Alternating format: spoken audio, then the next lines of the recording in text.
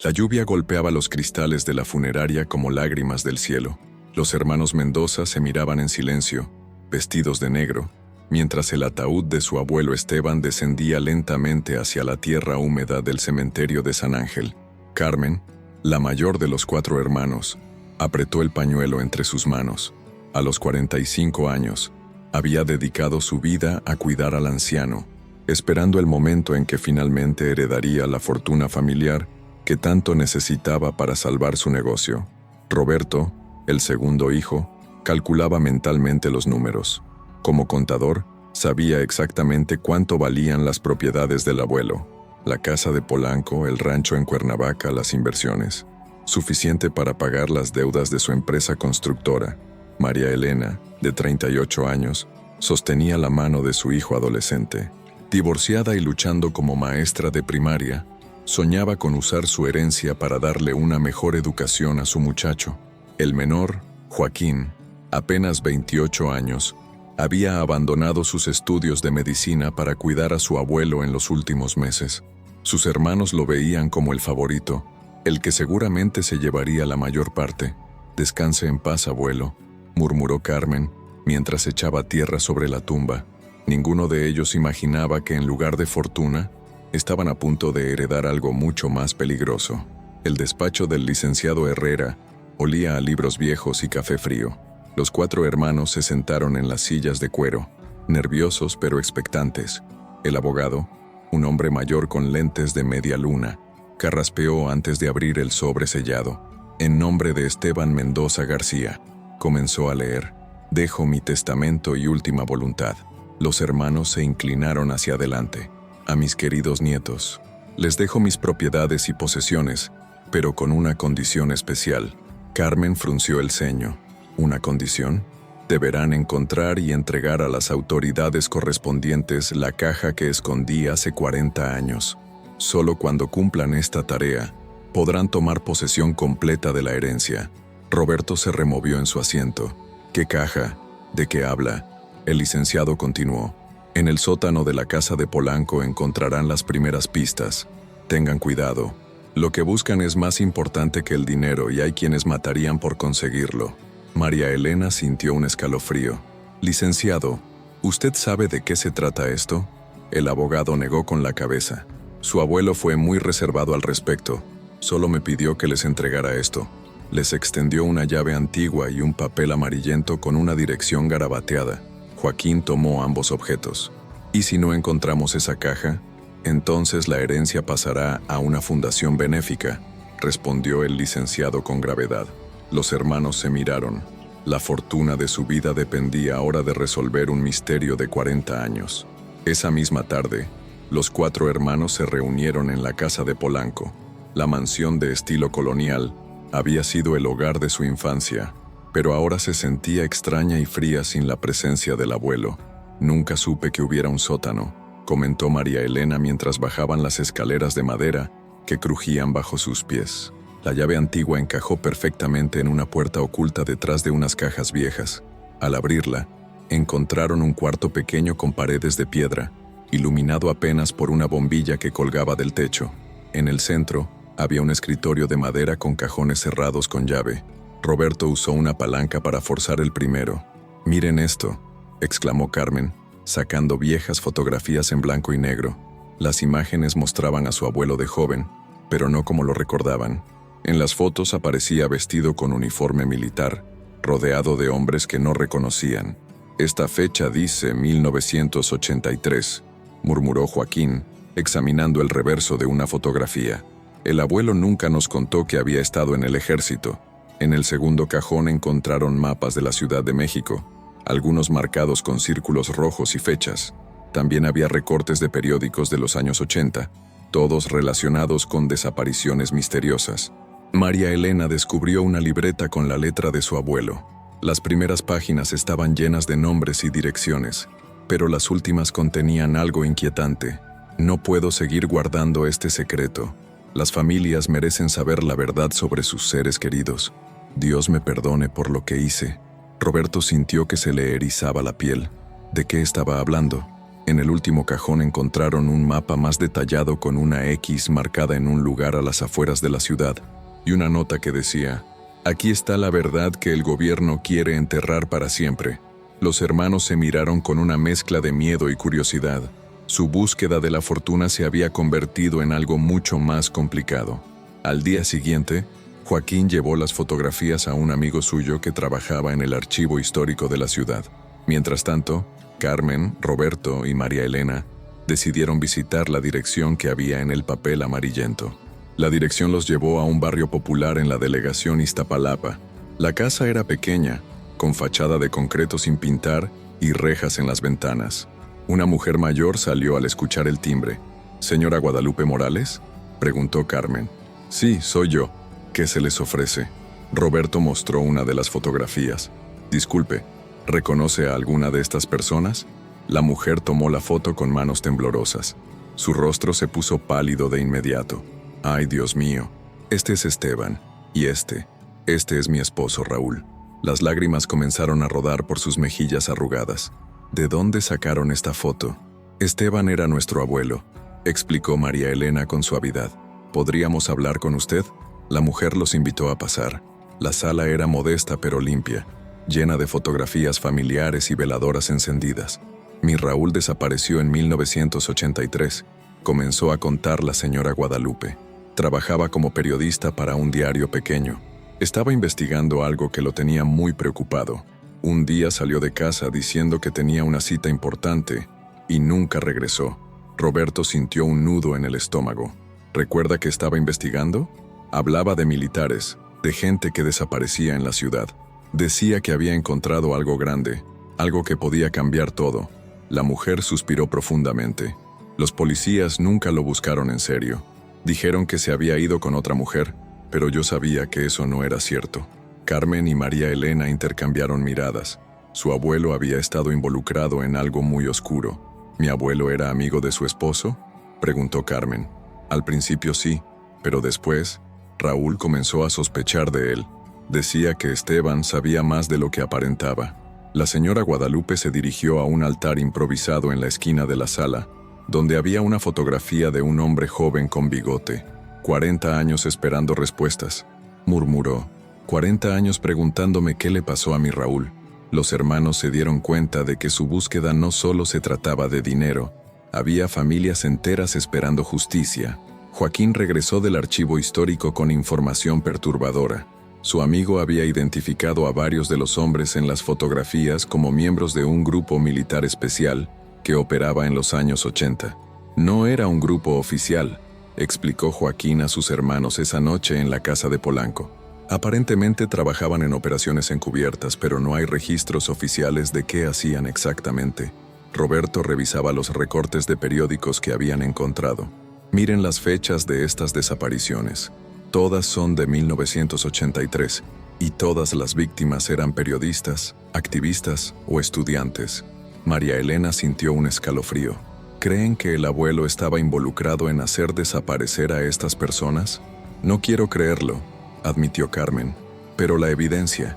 De repente, escucharon un ruido en el piso de arriba. Los cuatro se quedaron inmóviles. ¿Cerraron bien la puerta?, susurró Roberto. Joaquín asintió, pero el sonido de pasos pesados en el segundo piso los hizo levantarse de inmediato. «Llamemos a la policía», murmuró María Elena. «Esperen», dijo Roberto tomando un bate de béisbol que había en el sótano. «Puede ser solo el viento». Subieron lentamente las escaleras. La casa estaba a oscuras, pero podían ver que la puerta principal seguía cerrada. Roberto encendió las luces del recibidor. «¡Ay, no!», gritó Carmen. La sala estaba completamente destrozada. Los muebles volcados, los cajones abiertos, los cojines rasgados. Alguien había estado buscando algo frenéticamente. En la pared, escrito con pintura roja, había un mensaje amenazante: «Dejen de buscar o terminarán como Raúl Morales». Los hermanos se abrazaron, aterrorizados. Ya no estaban solos en esta búsqueda. Alguien más sabía lo que estaban haciendo, y esa persona estaba dispuesta a todo para detenerlos. «Vámonos de aquí», dijo Joaquín con voz temblorosa. Pero Carmen se dirigió hacia el teléfono. «No, tenemos que denunciar esto». «¿A quién?», preguntó Roberto. Si el abuelo estaba involucrado con militares, ¿Cómo sabemos en quién confiar? María Elena recogió las fotografías del suelo. Tenemos que seguir. La señora Guadalupe y todas esas familias merecen saber la verdad. Los hermanos salieron de la casa sabiendo que su vida había cambiado para siempre. Ya no solo buscaban una herencia, ahora estaban en peligro real. Al día siguiente, Carmen decidió buscar ayuda profesional. Recordó que una de sus clientas, la licenciada Patricia Vega, trabajaba para una organización de derechos humanos. Se reunieron en un café discreto del centro de la ciudad. Patricia, una mujer de 50 años con cabello cano y ojos inteligentes, escuchó atentamente la historia mientras revisaba las fotografías. «Esto es muy serio», dijo finalmente. «Hemos investigado casos similares durante años. Los años 80 fueron muy oscuros para México, aunque el gobierno nunca lo ha reconocido oficialmente». «¿Conoce alguno de estos nombres?», preguntó Carmen mostrándole la libreta de su abuelo. Patricia señaló varios nombres con el dedo. Este y este. Son casos que tenemos documentados. Personas que desaparecieron sin explicación entre 1982 y 1984. Roberto se inclinó hacia adelante. ¿Cree que nuestro abuelo era parte de un grupo que hacía desaparecer a la gente? Es posible, pero también podría haber sido un informante, o incluso alguien que trabajaba para documentar estos crímenes. Patricia cerró la libreta. Lo importante es que aparentemente guardó evidencia durante 40 años. María Elena sintió una chispa de esperanza. ¿Eso significa que las familias podrían obtener justicia? Si encontramos esa caja que menciona el testamento, sí, podría contener evidencia crucial. Patricia les propuso trabajar juntos. Su organización tenía recursos y contactos que podrían ayudarlos a interpretar las pistas de manera segura. Pero tienen que entender, advirtió, si hay personas poderosas involucradas en esto, no se detendrán ante nada para protegerse. Joaquín mostró su teléfono. Ya lo sabemos. Anoche alguien entró a la casa del abuelo. Patricia frunció el ceño. Entonces tenemos que movernos rápido. ¿Han analizado ya el mapa con la X? Los hermanos se miraron. En la conmoción de la noche anterior, habían olvidado por completo ese detalle crucial. «Está en mi coche», dijo Roberto. «Lo trajimos para que usted lo viera». Patricia estudió el mapa cuidadosamente. La X estaba marcada en una zona despoblada cerca de Xochimilco, en terrenos que en los años 80 estaban completamente aislados. «Necesitamos ir ahí», decidió, pero no solos, y no desprevenidos. Carmen sintió miedo y emoción a la vez. Estaban más cerca de la verdad, pero también más cerca del peligro. 3 días después, un pequeño convoy salió temprano hacia Xochimilco. Los hermanos Mendoza viajaban en el coche de Roberto, seguidos por Patricia y 2 colegas de su organización, en una camioneta equipada con herramientas de excavación y equipo de comunicación. El mapa los llevó por carreteras cada vez más angostas, hasta llegar a una zona de terrenos baldíos cerca de los canales. La X marcaba un punto específico junto a un grupo de eucaliptos viejos. «Este lugar me da escalofríos», murmuró María Elena mientras se bajaban del coche. La zona estaba desierta. Solo se escuchaba el viento entre los árboles y el lejano sonido de las trajineras en los canales. Patricia y sus colegas usaron detectores de metal para examinar el área. Después de 1 hora de búsqueda, uno de los aparatos comenzó a emitir señales constantes. «Aquí hay algo», anunció Patricia, «y está enterrado profundamente». Comenzaron a cavar con palas. El suelo estaba duro, compactado por décadas de lluvia y sequía. Joaquín se había quitado la camisa y sudaba mientras cavaba junto a los demás. «¡Esperen!», gritó Carmen de repente. ¿Escucharon eso? Todos se detuvieron. A lo lejos se oía el sonido de motores acercándose. «¡2 camionetas!», confirmó uno de los colegas de Patricia mirando por unos binoculares. «Vienen hacia acá». Roberto sintió pánico. ¿Será la policía? «No lo creo», respondió Patricia, guardando rápidamente el equipo. La policía habría venido por el camino principal. «¿Qué hacemos?», preguntó María Elena. Patricia tomó una decisión rápida. «Ustedes regresen al coche y váyanse por el sendero del norte. Nosotros terminaremos la excavación y los alcanzamos después». «No los vamos a dejar solos», protestó Carmen. «Váyanse ya», gritó Patricia. «Si nos pasa algo a todos, nadie podrá contar la verdad». Los hermanos corrieron hacia su coche. Roberto encendió el motor con manos temblorosas mientras las camionetas se acercaban rápidamente. Lograron salir del área justo cuando los vehículos desconocidos llegaban al sitio de excavación. Por el espejo retrovisor, Roberto vio a varios hombres vestidos de civil bajarse de las camionetas. «Espero que Patricia y sus compañeros estén bien», dijo Joaquín mirando hacia atrás preocupado. No sabían que en ese momento, a 3 metros bajo tierra, se encontraba la caja que cambiaría todo lo que creían saber sobre su familia. 2 horas después, el teléfono de Carmen sonó. Era Patricia. «Estamos bien», dijo con voz agitada. Los tipos se fueron cuando vieron que ya no estábamos solos. Llegó otra camioneta con personas de nuestra organización. «¿Encontraron algo?», preguntó Carmen. «Sí, y necesitan venir a verlo inmediatamente». Se reunieron en las oficinas de la Organización de Derechos Humanos. En el centro de la mesa había una caja metálica oxidada, del tamaño de una caja de zapatos. Estaba enterrada exactamente donde marcaba el mapa, explicó Patricia. Y había algo más. Señaló hacia otra mesa donde había varios objetos cubiertos con plástico. «Encontramos restos humanos», dijo con gravedad. «Huesos que llevan décadas ahí enterrados». María Elena se llevó las manos a la boca. «Dios mío». «La caja estaba junto a los restos», continuó Patricia, como si alguien hubiera querido que se encontraran juntos. Roberto se acercó a la caja metálica. «¿Ya la abrieron?». «Los esperábamos a ustedes». Era su abuelo quien quería que la encontraran. Carmen tomó una llave pequeña que había un alambre atado a la caja. Con manos temblorosas, la insertó en la cerradura. Dentro, había documentos protegidos en bolsas de plástico, más fotografías y algo que los dejó helados. Una identificación oficial que decía Raúl Morales, periodista de investigación. «Es el esposo de la señora Guadalupe», susurró Joaquín. También había grabaciones en casetes viejos y un diario escrito por su abuelo. Patricia puso el primer casete en una grabadora antigua. La voz de Esteban Mendoza llenó la habitación, pero sonaba diferente, más joven. 15 de octubre de 1983. «Ya no puedo seguir con esto. Raúl tenía razón sobre nosotros. Lo que estamos haciendo no es justicia, es asesinato. Pero si hablo, mi familia pagará las consecuencias». Los hermanos se miraron con horror. Su abuelo había participado en el asesinato de Raúl Morales y de otras personas. La grabación continuó. «He decidido documentar todo. Algún día, cuando sea seguro, alguien debe contar la verdad. Las familias merecen saber qué pasó con sus seres queridos». Carmen sentía que el mundo se tambaleaba bajo sus pies. Su querido abuelo, el hombre que la había criado con amor, había sido parte de algo terrible, pero lo peor estaba por venir. El diario de su abuelo revelaba la historia completa.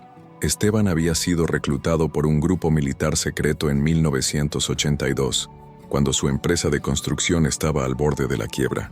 «Me dijeron que sería trabajo de seguridad nacional», había escrito, «que ayudaría a proteger al país de elementos subversivos». Al principio, solo había proporcionado vehículos y equipos de construcción para operaciones discretas, pero gradualmente se había dado cuenta de que estaba participando en secuestros y asesinatos. Raúl Morales se había acercado demasiado a la verdad, continuaba el diario. Había descubierto la conexión entre las desapariciones y ciertos políticos de alto nivel. El comandante Salinas me ordenó llevarlo al punto de encuentro. Roberto sintió náuseas. El abuelo llevó a Raúl directamente a su muerte. La entrada del diario para el 16 de octubre de 1983 era desgarradora. «Lo hice. Dios me perdone, pero lo hice.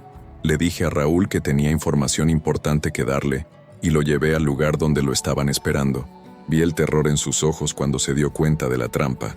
Sus últimas palabras fueron: mi esposa. Díganle a mi esposa que la amé hasta el final». María Elena lloraba silenciosamente. ¿Cómo pudo vivir con esto durante tantos años? Patricia leyó en voz alta la última entrada del diario. «He guardado toda la evidencia. Nombres, fechas, lugares, órdenes escritas. Cuando muera, mis nietos encontrarán todo esto. Espero que tengan el valor que a mí me faltó, que entreguen a los responsables, aunque eso incluya manchar mi memoria». Joaquín se levantó de la mesa.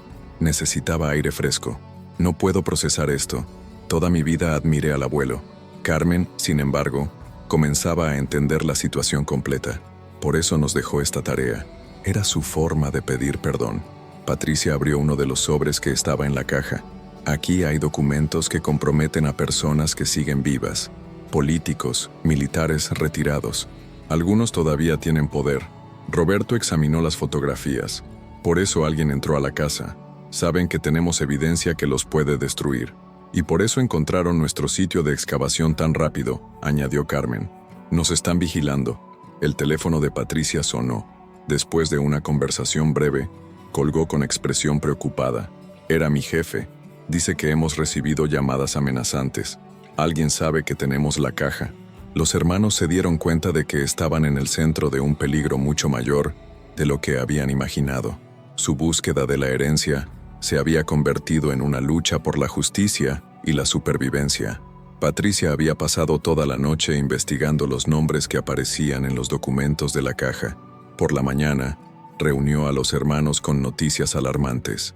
El comandante Salinas que menciona el diario de su abuelo es Héctor Salinas Montenegro, explicó, mostrando una fotografía reciente de un hombre mayor en un evento político. Actualmente es diputado federal y tiene mucha influencia en los círculos militares. Roberto reconoció el nombre inmediatamente. Ese hombre estuvo en el funeral del abuelo. Se presentó como un viejo amigo de la familia. ¿Qué?, exclamó Carmen. ¿Cuándo? Justo después del entierro. Se acercó a mí en el estacionamiento del cementerio. Dijo que había trabajado con el abuelo hace muchos años y que lamentaba mucho su muerte. María Elena sintió un escalofrío. Estuvo ahí para ver si alguno de nosotros sabía algo. Patricia continuó con su reporte. Según mis contactos, Salinas ha estado muy nervioso últimamente. Ha estado preguntando discretamente sobre ustedes. Joaquín se levantó abruptamente. Tenemos que ir a la policía, entregarles toda la evidencia y que ellos se encarguen. No es tan simple, respondió Patricia. Algunos de los nombres en estos documentos son de policías de alto rango. No sabemos en quién confiar dentro del sistema. Carmen estudió las fotografías de la caja. Miren esta. El abuelo aparece con Salinas y otros hombres frente a un edificio que reconozco. ¿Dónde es?, preguntó Roberto. Es la comandancia de policía de Iztapalapa. Trabajé ahí hace años como contadora. Patricia tomó la fotografía. Si operaban desde instalaciones oficiales, significa que la operación tenía apoyo gubernamental. En ese momento, el teléfono de Carmen sonó. Era un número desconocido. Diga, señorita Mendoza, dijo una voz masculina grave. Creo que usted y sus hermanos tienen algo que me pertenece. Carmen activó el altavoz para que todos pudieran escuchar. ¿Quién habla? Alguien que conocía muy bien a su abuelo. Esteban era un hombre inteligente, pero cometió un error al guardar cosas que debió haber destruido. Roberto intervino. ¿Es usted Salinas? Una pausa. Luego una risa seca. Su abuelo me tenía mucho respeto. Espero que ustedes sean igual de inteligentes. Hay cosas que es mejor dejar enterradas. Las familias de las víctimas merecen saber la verdad, dijo María Elena con valentía. Las familias de las víctimas están vivas gracias a que mantuvimos la estabilidad del país en tiempos difíciles, respondió la voz fríamente. Si publican esa información, no solo arruinarán vidas inocentes, sino que pondrán en peligro la suya propia. Patricia hizo gestos para que siguieran hablando mientras grababa la conversación. ¿Qué es lo que quiere?, preguntó Carmen. Una reunión. Esta noche, en el restaurante San Angelín. Vengan solos. Traigan todo lo que encontraron y hablemos como adultos civilizados. La línea se cortó. Los hermanos se miraron con miedo y determinación. Era el momento de enfrentar cara a cara al hombre que había ordenado la muerte de tantas personas inocentes. El restaurante San Angelín estaba casi vacío esa noche de martes. Los hermanos llegaron juntos, pero Patricia y sus colegas los esperaban desde diferentes mesas, fingiendo ser comensales casuales. Héctor Salinas Montenegro los esperaba en una mesa del rincón, vestido con un traje oscuro.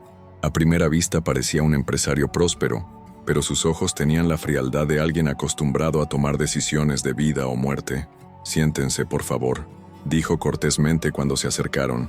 He ordenado una botella de vino excelente. Carmen se mantuvo firme. No venimos a cenar, venimos a hablar de justicia. Salinas sonrió, pero fue una sonrisa sin calor. Justicia, una palabra muy noble. Su abuelo también hablaba mucho de justicia al principio, hasta que usted lo corrompió, dijo Roberto con desprecio. ¿Corromper? Joven, su abuelo salvó a su familia de la pobreza gracias a nuestro trabajo. La casa de Polanco, el rancho, todas sus comodidades. Todo fue posible porque Esteban entendía que a veces hay que hacer sacrificios por el bien mayor. Joaquín se inclinó hacia adelante. ¿Llama sacrificios a asesinar periodistas inocentes? Llamo sacrificios a proteger a millones de ciudadanos de la anarquía, respondió Salinas sin inmutarse. Los años 80 fueron tiempos peligrosos. Había grupos que querían desestabilizar al país.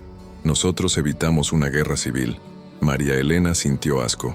Eso no les daba derecho a matar a quienes buscaban la verdad. Salinas tomó un sorbo de vino. La verdad es un lujo que no todos los países pueden permitirse. Miren a Centroamérica en esos años. Querían que México terminara como El Salvador o Nicaragua. Carmen puso una grabadora sobre la mesa. Queremos que confiese todo, que diga los nombres de los responsables y dónde están enterradas las demás víctimas. Salinas miró la grabadora y rió.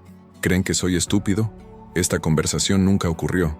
De repente, dos hombres se acercaron a la mesa. Parecían meseros, pero Carmen notó los bultos bajo sus chaquetas. Mis asociados los van a acompañar a sus coches, dijo Salinas levantándose. Van a entregarme todo lo que encontraron y después van a olvidar que esta conversación existió. Roberto miró nerviosamente hacia donde estaba Patricia, pero no la vio. ¿Y si nos negamos?, preguntó Joaquín. Salinas se inclinó hacia él. Su abuelo tenía 4 nietos hermosos. Sería una lástima que algo les pasara. Uno de los hombres puso la mano en el hombro de Carmen. Vamos caminando despacio hacia la salida. Pero en ese momento, las luces del restaurante se apagaron completamente. En la oscuridad se escucharon gritos, pasos corriendo y el sonido de mesas volteándose. Cuando las luces de emergencia se encendieron, Salinas y sus hombres habían desaparecido. Patricia apareció corriendo hacia ellos. ¿Están bien? Mis compañeros cortaron la electricidad cuando vimos que las cosas se ponían peligrosas. Los hermanos estaban asustados pero ilesos. Sin embargo, se dieron cuenta de que ya no había vuelta atrás. Salinas sabía que no iban a ceder, y eso los convertía en blancos directos. Tenemos que actuar rápido, dijo Patricia, antes de que vuelva a encontrarnos. Patricia llevó a los hermanos a una casa segura en las afueras de la ciudad. Era una construcción modesta en una zona residencial de clase media, pero tenía sistema de seguridad y líneas telefónicas encriptadas. No pueden volver a sus casas, explicó Patricia. Salinas tiene recursos y contactos. Probablemente ya tiene gente vigilando sus domicilios. Carmen se sintió frustrada. Entonces, ¿qué hacemos? ¿Nos escondemos para siempre? No. Hacemos pública toda la información antes de que él pueda silenciarnos, respondió Patricia con determinación. Roberto revisaba los documentos de la caja por enésima vez. Aquí hay evidencia de al menos 12 asesinatos, y Salinas no era el único responsable. Miren este documento, dijo María Elena, señalando una orden escrita a mano. Está firmado por alguien llamado El General. Patricia examinó la firma. Necesitamos que un experto analice esto. Si podemos identificar quién era el general, tendríamos al verdadero líder de la operación. Joaquín había estado callado pensando. Hay algo que no entiendo. ¿Por qué el abuelo guardó toda esta evidencia durante 40 años sin hacer nada? Probablemente tenía miedo, respondió Carmen. O estaba esperando el momento adecuado. O tal vez, dijo Patricia lentamente, estaba esperando a que murieran las personas más peligrosas involucradas en esto. Patricia hizo algunas llamadas a sus contactos. 1 hora después tenía información importante. El general Rodolfo Martínez Guzmán murió hace 5 años, anunció. Era el comandante de la zona militar de la Ciudad de México en los años 80. Entonces él era el general, concluyó Roberto. Probablemente, pero lo importante es que ya no puede dañar a nadie. Esto reduce significativamente el número de personas poderosas que querrían silenciarlos. Carmen sintió una chispa de esperanza. ¿Significa que podemos hacer esto público? Significa que tenemos una oportunidad, respondió Patricia. Pero tenemos que ser muy cuidadosos sobre cómo y cuándo revelamos la información. En ese momento, el teléfono de la casa sonó. Patricia respondió con cautela. Es para ustedes, dijo, extendiéndole el auricular a Carmen. Dice que es urgente. Carmen tomó el teléfono. Diga, señorita Mendoza, habla la señora Guadalupe Morales. Por favor, necesito verlos. Creo que mi vida está en peligro. Los hermanos se miraron alarmados. Si Salinas estaba amenazando a las familias de las víctimas, la situación era aún más grave de lo que pensaban. ¿Dónde está usted, señora?, preguntó Carmen.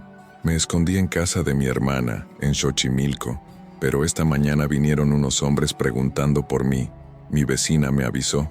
Patricia tomó el teléfono. Después de una conversación rápida, colgó con expresión decidida. Vamos por ella. Si Salinas está presionando a las familias de las víctimas, necesitamos protegerlas y obtener sus testimonios antes de que sea demasiado tarde. Los hermanos se dieron cuenta de que su responsabilidad había crecido. Ya no solo buscaban justicia por curiosidad o por herencia. Ahora tenían vidas reales que proteger. La casa de la hermana de Guadalupe estaba en una zona popular de Xochimilco, llena de casas coloridas y jardines pequeños. Los hermanos llegaron acompañados por Patricia y dos guardaespaldas de la Organización de Derechos Humanos. Guadalupe Morales se veía frágil y asustada, pero tenía una determinación férrea en los ojos. Después de que ustedes vinieron a visitarme, empecé a recordar cosas. Comenzó a explicar. Cosas que mi Raúl me había contado en los días antes de desaparecer. Se dirigió a una caja vieja que tenía sobre la mesa. Guardé algunas de sus notas, pensando que algún día me servirían para encontrarlo. Las notas estaban escritas en código, pero Patricia reconoció el patrón inmediatamente. Es un sistema que usaban los periodistas de investigación en esos años para proteger sus fuentes, explicó. Puedo conseguir que alguien lo decodifique.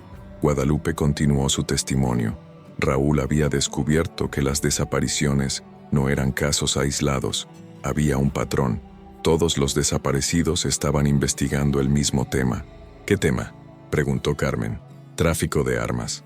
Raúl creía que algunos militares estaban vendiendo armas del ejército a grupos criminales y usaban las ganancias para financiar operaciones ilegales. Roberto frunció el ceño. ¿Cómo qué tipo de operaciones? Asesinatos políticos, intimidación de periodistas, eliminación de testigos. Guadalupe secó una lágrima. Mi esposo había encontrado evidencia de que estas armas terminaban en manos de narcotraficantes. Esta información ponía todo en una perspectiva diferente. No se trataba solo de represión política, sino de corrupción y complicidad con el crimen organizado. Joaquín revisó las notas de Raúl. Aquí menciona una conexión con Sudamérica. ¿Creen que vendían armas a los carteles de drogas? Es posible, respondió Patricia. En los años 80, el tráfico de drogas estaba creciendo exponentially en México. Guadalupe mostró una fotografía que había guardado durante 40 años. Raúl tomó esta foto en secreto. Es de una reunión que logró infiltrar. La imagen mostraba a varios hombres en trajes alrededor de una mesa llena de documentos y maletas. Entre ellos estaban Salinas y otros hombres que reconocieron de las fotografías del abuelo. ¿Reconoce a alguien más en esta foto?, preguntó María Elena. Guadalupe señaló a un hombre joven con bigote. Este es mi Raúl. Y este otro.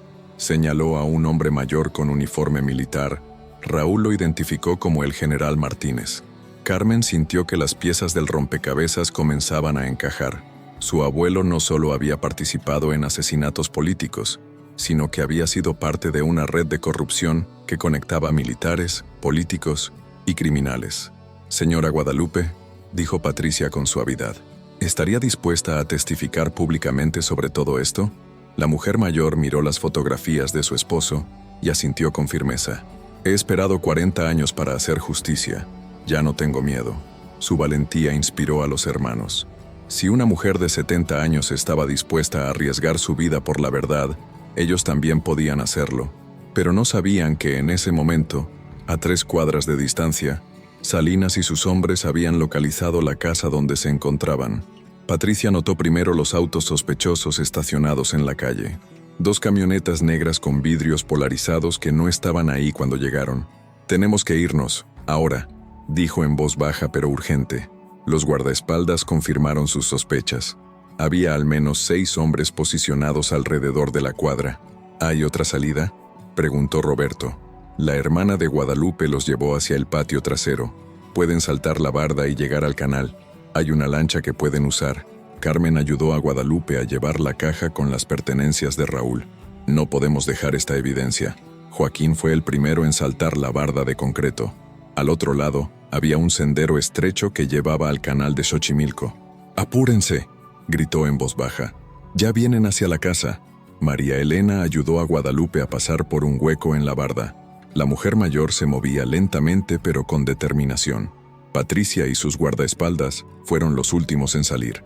Uno de ellos se quedó atrás para retrasar a los perseguidores. Llegaron al canal justo cuando escucharon voces y pasos corriendo detrás de ellos. La lancha era pequeña, apenas cabían todos. Roberto encendió el motor fuera de borda mientras Joaquín desató las cuerdas. El motor tosió varias veces antes de arrancar finalmente. Comenzaron a alejarse por el canal, cuando aparecieron figuras en la orilla gritándoles que se detuvieran. «Agáchense», gritó Patricia cuando escuchó el primer disparo. Las balas silbaron sobre sus cabezas y golpearon el agua alrededor de la lancha. Carmen abrazó a Guadalupe mientras Roberto aceleraba al máximo. Los canales de Xochimilco formaban un laberinto perfecto para escapar. Roberto tomó cada curva que encontró, alejándose de sus perseguidores. Después de 20 minutos de navegación tensa, llegaron a un embarcadero donde Patricia tenía otro coche esperándolos. «¿Cómo sabían dónde estábamos?», preguntó María Elena mientras se secaba el agua del canal. «Probablemente tienen contactos que nos están rastreando», respondió Patricia. «O interceptaron nuestras comunicaciones». Guadalupe temblaba, pero no por miedo. «Esto confirma todo lo que mi esposo descubrió. Están dispuestos a matar para mantener sus secretos». Carmen se dio cuenta de que ya no podían confiar en nadie más que en ellos mismos. Salinas tenía recursos y poder que hacían peligroso cualquier movimiento predecible. «Necesitamos cambiar de estrategia», dijo. «En lugar de escondernos, tenemos que tomar la ofensiva». Roberto la miró confundido. «¿Qué quieres decir?». «Quiero decir que es hora de hacer pública toda la información, antes de que puedan silenciarnos». Patricia asintió. «Conozco a algunos periodistas de investigación que podrían ayudarnos, gente en quien confío completamente». Joaquín revisó su teléfono. «Tengo un amigo que trabaja en un canal de noticias. Podríamos organizar una transmisión en vivo». Era arriesgado, pero mantenerse escondidos también lo era. Al menos si hacían pública la información, su muerte no serviría para silenciar la verdad. La carrera contra el tiempo había comenzado. Patricia contactó a Elena Ruiz, una periodista de investigación con 20 años de experiencia y una reputación impecable. Se reunieron en las oficinas del periódico, un edificio moderno en el corazón de la Ciudad de México. Elena escuchó toda la historia mientras examinaba cuidadosamente cada documento, cada fotografía, cada grabación. «Esto es más grande de lo que pensé», dijo finalmente. «No es solo un caso de desapariciones forzadas. Es evidencia de una red de corrupción que involucra militares, políticos y probablemente narcotraficantes». Carmen se sintió aliviada. Finalmente alguien con poder mediático entendía la magnitud de lo que habían descubierto. «¿Puede publicarlo?», preguntó Roberto. «Puedo y voy a hacerlo», respondió Elena con determinación. «Pero necesitamos verificar toda la información y proteger a los testigos». Elena propuso un plan. Publicarían la historia en 3 partes durante la semana siguiente. La primera parte se enfocaría en las desapariciones y el testimonio de Guadalupe. La segunda revelaría la participación de Esteban Mendoza y la evidencia encontrada. La tercera expondría la red de corrupción y las conexiones con el crimen organizado. «¿Y si Salinas trata de detener la publicación?», preguntó María Elena. «Por eso vamos a hacer copias de todo y enviárselas a otros medios simultáneamente», explicó Elena. «También tengo contactos en medios internacionales». Joaquín tuvo una idea. «Mi amigo del canal de televisión podría hacer un programa especial. Si sale en televisión abierta, millones de personas lo verían». Elena asintió. «Perfecta coordinación. El artículo sale en el periódico el lunes por la mañana y el programa de televisión el lunes por la noche». Pasaron el fin de semana preparando todo. Guadalupe fue entrevistada por Elena, contando su historia con una emotividad que haría llorar a cualquiera. Los hermanos también dieron sus testimonios, explicando cómo habían descubierto la verdad sobre su abuelo. El domingo por la noche, Carmen no pudo dormir. Al día siguiente, todo México conocería la historia que había estado enterrada durante 40 años. «¿Creen que hicimos lo correcto?», preguntó a sus hermanos mientras desayunaban en la casa segura. «El abuelo nos dejó esta responsabilidad por una razón», respondió Roberto. Sabía que algún día tendríamos que enfrentar la verdad. María Elena miró las fotografías de Raúl Morales. Esas familias han esperado respuestas durante décadas. Les debemos esto. Joaquín encendió la televisión para ver las noticias matutinas. En la pantalla apareció un conductor anunciando: esta mañana, nuestro periódico hermano publica una investigación explosiva sobre desapariciones forzadas en los años 80. Carmen sintió que se le aceleraba el corazón. Ya no había vuelta atrás. En ese momento, el teléfono sonó. Era Elena. Acaban de llamarme del periódico, dijo con voz tensa. Salinas presentó una demanda judicial tratando de detener la publicación. ¿Lo va a lograr?, preguntó Carmen con pánico. No, nuestros abogados ya están manejando el caso, pero esto confirma que tiene mucho que ocultar.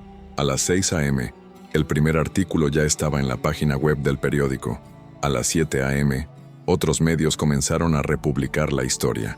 Para las 8 a.m., justicia para Raúl era tendencia en redes sociales. La verdad finalmente había salido a la luz. La reacción fue inmediata y masiva.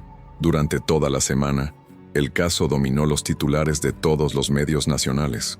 Las redes sociales se llenaron de historias de otras familias que habían perdido seres queridos en circunstancias similares durante los años 80.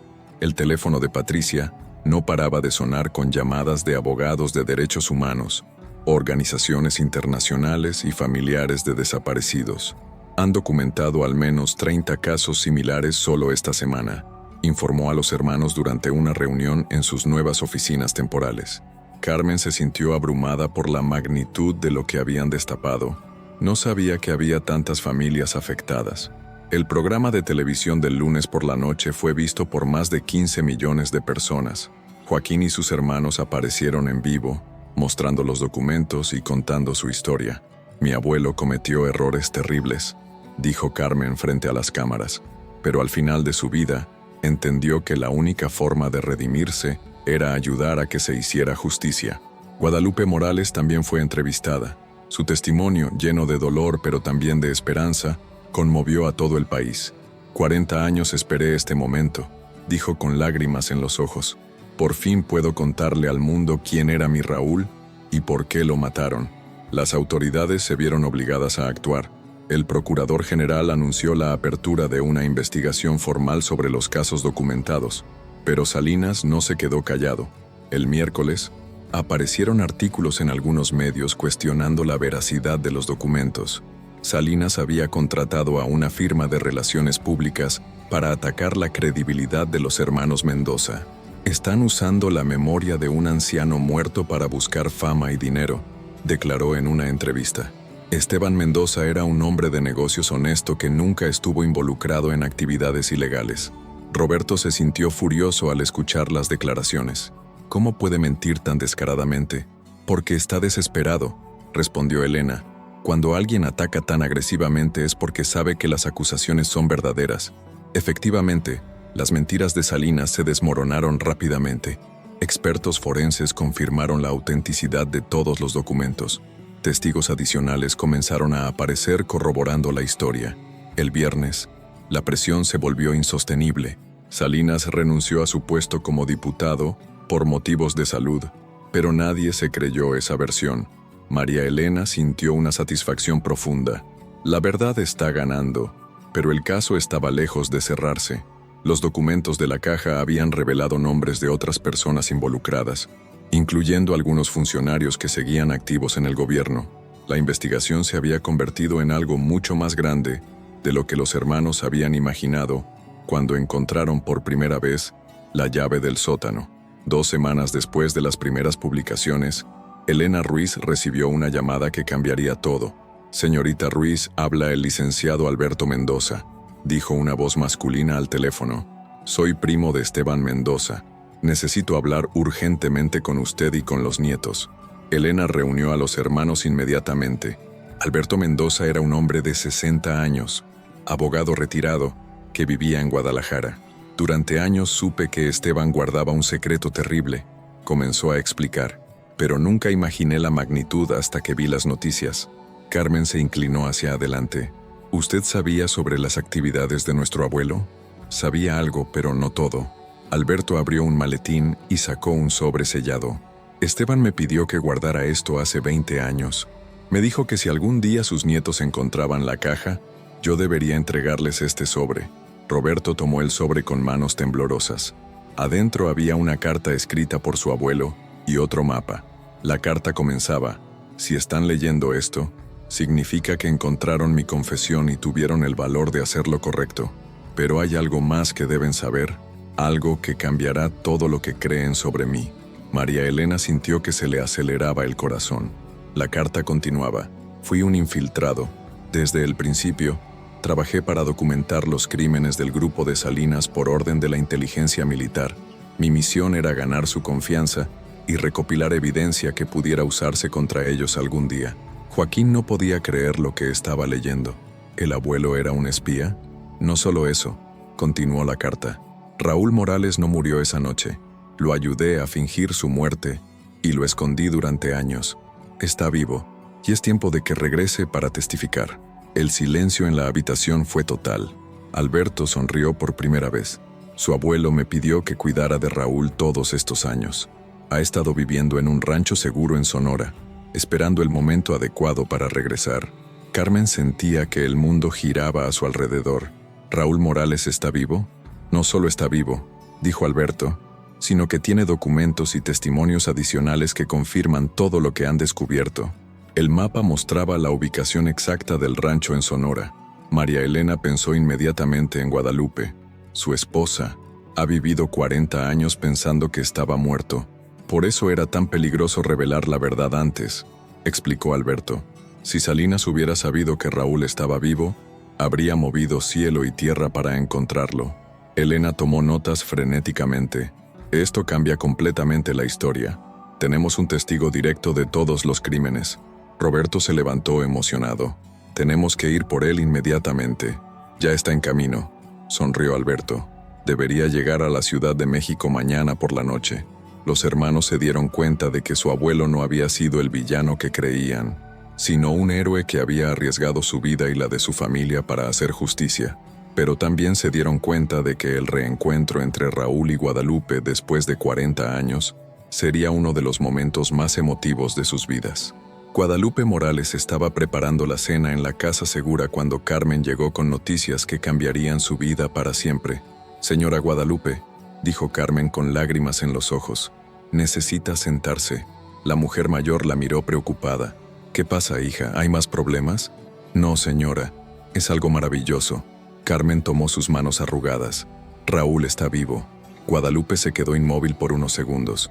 Luego comenzó a temblar. No juegues conmigo, Carmen. Mi corazón ya no aguanta estas emociones. Roberto apareció con las fotografías que Alberto había traído como prueba.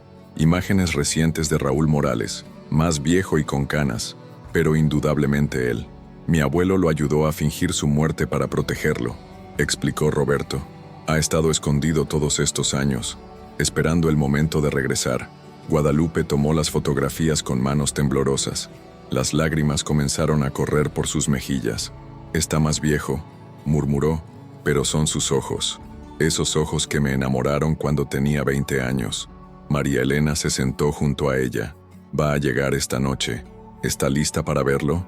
He estado lista durante 40 años, respondió Guadalupe con una sonrisa entre lágrimas. Elena había organizado el encuentro en sus oficinas, con cámaras preparadas para documentar el momento histórico. Pero cuando llegó la hora, decidieron que debía ser privado primero. A las 8 de la noche, un auto se detuvo frente al edificio. Patricia fue la primera en bajar, seguida por Alberto, y finalmente por un hombre mayor, con cabello blanco, vestido sencillamente, pero con una dignidad que era imposible de ignorar. Raúl Morales había envejecido, pero conservaba la mirada inteligente que Guadalupe recordaba. Carmen abrió la puerta del elevador. Señor Morales, su esposa lo está esperando. Raúl asintió nerviosamente. 40 años es mucho tiempo. Espero que pueda perdonarme por hacerla sufrir. Cuando se abrieron las puertas del elevador en el piso de las oficinas, Guadalupe estaba de pie en el pasillo, vestida con su mejor vestido, con el cabello arreglado como en sus tiempos de juventud. Se miraron en silencio durante unos segundos que parecieron eternos. Luego Raúl caminó lentamente hacia ella. «Lupe», dijo con voz quebrada, «perdóname». Ella lo abrazó con una fuerza que sorprendió a todos los presentes. «No tengo nada que perdonarte», murmuró contra su pecho. «Lo importante es que estás aquí». Joaquín se secó los ojos. Nunca había visto algo tan emotivo. Después del reencuentro privado, Raúl se reunió con Elena y los hermanos para completar la historia. «Esteban me salvó la vida esa noche», explicó. «Habíamos planeado todo. Yo fingí estar muerto mientras él convenció a Salinas de que el trabajo estaba hecho. Las grabaciones que Raúl había hecho durante sus años como muerto proporcionaron evidencia adicional devastadora contra la red de corrupción. Tengo nombres, fechas, lugares», dijo mostrando cajas llenas de documentos. «Todo lo que necesitan para cerrar este caso definitivamente». Carmen se dio cuenta de que finalmente tenían todas las piezas del rompecabezas. La verdad completa, por fin, después de 40 años. 6 meses después, el caso había cambiado la historia política de México. 8 exfuncionarios fueron arrestados, incluyendo a Héctor Salinas Montenegro. Otros 20 estaban bajo investigación.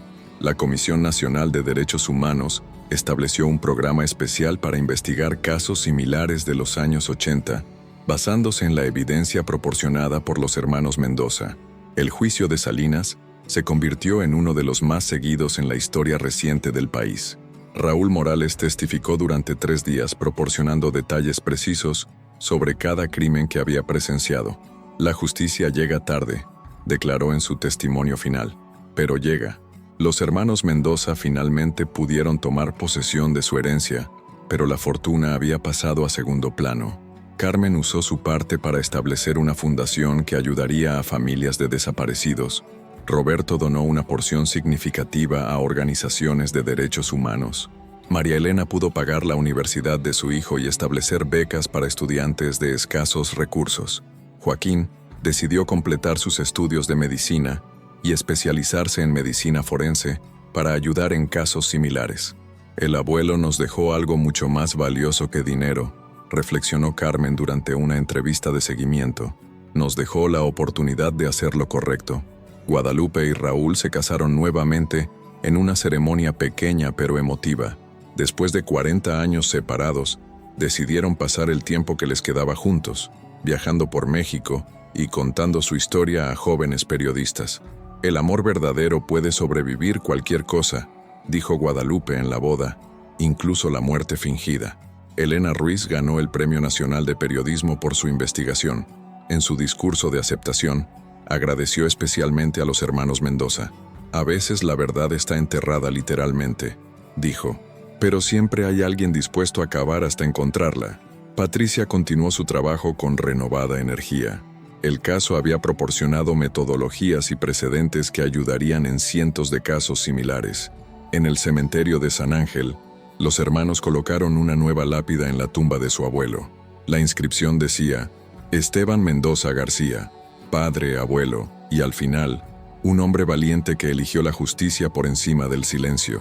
«Nunca sabremos exactamente por qué esperó tanto tiempo para contarnos la verdad», dijo Joaquín mientras ponían flores frescas. «Tal vez», respondió María Elena, «sabía que necesitábamos estar listos para manejar semejante responsabilidad». Roberto miró hacia el horizonte de la ciudad. «O tal vez sabía que la verdad es más poderosa cuando viene de quienes la buscan por amor, no por obligación». Carmen sonrió, recordando las palabras del testamento que había cambiado sus vidas. Todos esperaban la fortuna, pero heredaron algo mucho más importante: la oportunidad de cambiar la historia. Mientras se alejaban del cementerio, los 4 hermanos sabían que habían cumplido con el último deseo de su abuelo. La verdad había salido a la luz, las familias habían encontrado respuestas, y la justicia, aunque tardía, finalmente había llegado. La herencia más valiosa no había sido dinero o propiedades, sino la posibilidad de transformar un secreto familiar enterrado en esperanza para cientos de familias que habían esperado décadas por la verdad. Y en las oficinas de Elena Ruiz, enmarcado en la pared, colgaba un recorte del primer artículo que había destapado todo, con una dedicatoria escrita a mano por Raúl Morales, para los valientes que se atrevieron a buscar la verdad donde otros solo veían tierra.